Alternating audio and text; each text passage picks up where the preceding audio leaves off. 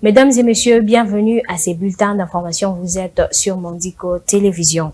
Nous venons d'apprendre qu'un acteur politique de grande envergure, membre d'Ensemble pour la République de Moïse Katumbi, aurait été enlevé hier avant que l'on reçoive des affirmations de certains membres de ces grands partis de l'opposition que cet acteur politique est décédé.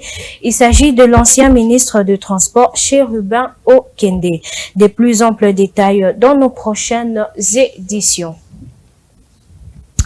Martin Fayulu, comme annoncé il y a quelques jours, a tenu un point de presse le mercredi 12 juillet 2023 à l'hôtel Faden House de la Gombe. Il s'agit pour les leaders du parti de l'opposition SID de réaffirmer la volonté de ne pas déposer les candidatures de ses membres dans le bureau des réceptions. C'est là en raison du fait que la CENI n'a pas accepté de procéder à un nouvel audit externe du fichier électoral. Aussi, Martin Fayulu en appelle à la mobilisation générale contre le processus électoral, quitte à se référer à l'article 64 de la Constitution de la République. Suivez cet élément. L'histoire renseigne que les 3 cycles électoraux passés n'ont pas produit des institutions et des animateurs légitimes à cause de la fraude électorale qui s'est enracinée comme mode d'accession au pouvoir. Non, cette fois-ci, ça ne passera pas. Il est en effet temps que nous puissions arrêter cette hémorragie. Nous devons refuser que la CENI poursuive allègrement l'œuvre de se servir du peuple comme strapontin pour la matérialisation de la fraude et nous vendre une illusion de démocratie. Dans ce cadre, le communiqué de presse susmentionné de la CENI, en réponse à nos préoccupations présentées à M. Denis Kadima le 30 juin dernier, est une provocation de trop. Malheureusement, il est aujourd'hui clair que la CENI ne veut pas se soumettre à l'audit externe de son fichier parce qu'elle sait pertinemment bien qu'il contient des fictifs. De ce fait, nous réaffirmons notre position. En l'absence d'un fichier fiable, audité par un organisme indépendant réputé, en présence de délégués des parties prenantes, nous ne déposerons pas nos dossiers de candidature.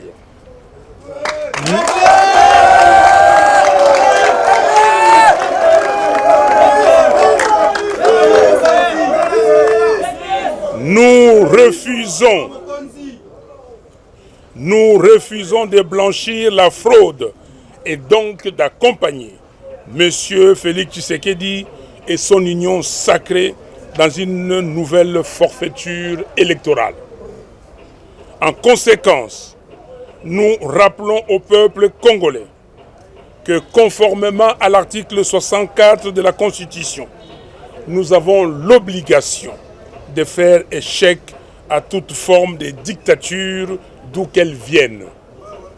Nous devons donc nous mobiliser pour empêcher que la parodie électorale en préparation ne se réalise. La RDC a évalué le mardi 11 juillet 2023 le protocole de Maputo. 20 ans après son adoption, le ministre du Genre, Famille et Enfants a organisé à cette occasion une conférence sous le thème de décennies après son adoption, impact et perspectives en RDC. L'objectif de cette conférence était d'évaluer le chemin parcouru depuis la publication de ce protocole dans le journal officiel, mais aussi proposer des pistes, des solutions pour la bonne marche de processus dans le pays. Viningali Junior pour plus de détails.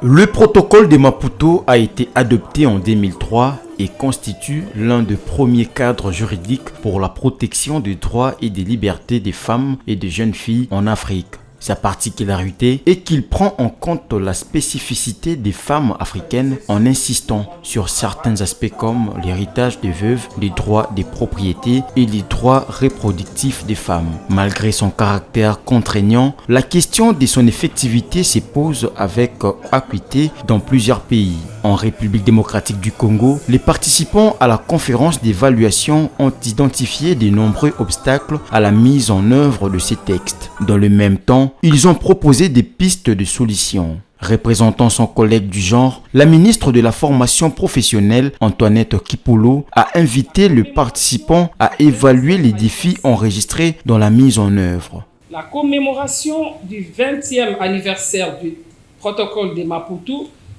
constitue une occasion favorable pour faire une évaluation du chemin parcouru en République démocratique du Congo dans la promotion des droits de la femme contenu dans cet instrument juridique. Même si notre pays est sur la bonne voie en ce qui concerne la mise en œuvre de cet instrument juridique, beaucoup reste encore à faire, notamment en ce qui concerne les droits à la santé de la femme, spécialement en matière de santé sexuelle et productive où notre pays présente les taux de mortalité maternelle élevés, l'un des plus élevés au monde. En République démocratique du Congo, le protocole de Maputo a été ratifié en 2008 et publié au journal officiel en 2018. 5 ans après, des avancées significatives ont été enregistrées dans le cadre de sa mise en œuvre. Présente à cette cérémonie, Nicole Boitia, la directrice de cabinet adjointe du chef de l'État en matière politique et diplomatique, a réitéré l'engagement du président de la République et champion de la masculinité positive pour l'application du protocole de Maputo dans son entièreté. L'impact est certain, et évidemment il y a encore des choses à améliorer, mais je pense que la domestication est vraiment réelle.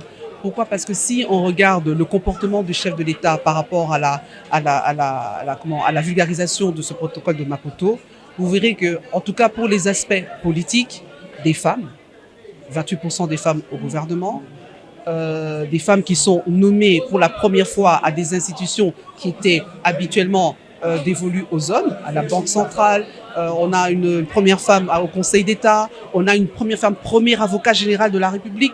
Ce sont des réalités, des évidences qui montrent qu'effectivement, le président de la République, le Congo, est réellement en train de s'approprier le protocole de Maputo. Rappelons que cette célébration a été marquée par 3 panels animés par les membres du gouvernement, le parlementaire, les organisations de défense et de promotion des droits des femmes, le Conseil supérieur de la magistrature en présence de forces de l'ordre, du RJSSR et le partenaire technique et financier.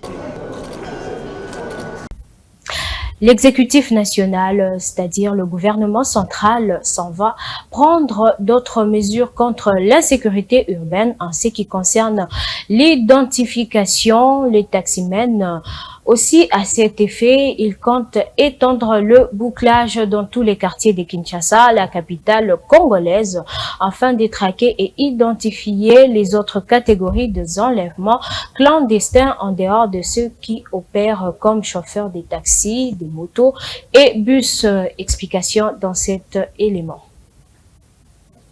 Les bouclages organisés par les autorités nationales vont s'étendre dans plusieurs quartiers de la ville de Kinshasa où des cas d'enlèvement clandestins sont régulièrement signalés et identifiés par la population. Pour ce faire, les services de sécurité vont commencer dans les jours qui viennent à patrouiller dans les rues et quartiers secondaires des 24 communes pour intercepter les individus et réseaux mafieux responsables de cette insécurité. Entre autres, des mesures pratiques par rapport aux conducteurs de véhicules s'engageront à ce qu'il faut qu'on parvienne à identifier le chauffeur de chaque véhicule de transport qui va afficher sa photo sur son véhicule de sorte à coïncider la photo du conducteur bien identifié avec le conducteur qui est au volant. Le vice-premier ministre, ministre de l'Intérieur, Maître Peter Kazadi, s'est personnellement responsabilisé de réaliser ces nouvelles dispositions qui relèvent de la volonté du gouvernement national. Nous sommes en train de faire sentir l'autorité de l'État, puisque l'État reste au-dessus de tout le monde. Personne ne peut défier l'État indéfiniment. Nous avons d'abord ciblé Kinshasa comme La ville teste pour voir l'efficacité des méthodes que nous sommes en train d'appliquer. Et après quelques jours, nous allons étendre dans nos provinces, partout où il y a l'insécurité, afin que nous puissions juguler cette situation qui nous frappe tous. La ville de Kinshasa, plongée dans cette nouvelle psychose, car il ne se passe plus un jour sans qu'un cas d'enlèvement soit signalé dans la ville, doit faire face cependant, et cela depuis longtemps, à cette insécurité traditionnelle caractérisée par le phénomène Kuluna délinquance juvénile, d'où les services chargés de procéder à ces opérations sur le terrain devront faire preuve de beaucoup de professionnalisme pour distinguer les malfaiteurs, pour éviter la confusion. Moi, en tant que responsable numéro 1 du secteur de la sécurité dans notre pays, j'ai noué une relation de proximité avec les dirigeants de la police. Il faut les écouter leurs problèmes pour essayer d'apporter des solutions. Et c'est sur base de cette confiance que nous sommes en train d'évoluer et les résultats sont visibles et palpables. Et enfin, les syndicats des enseignants du Congo central SIECO posent certains préalables pour garantir l'effectivité de la rentrée scolaire 2023-2024.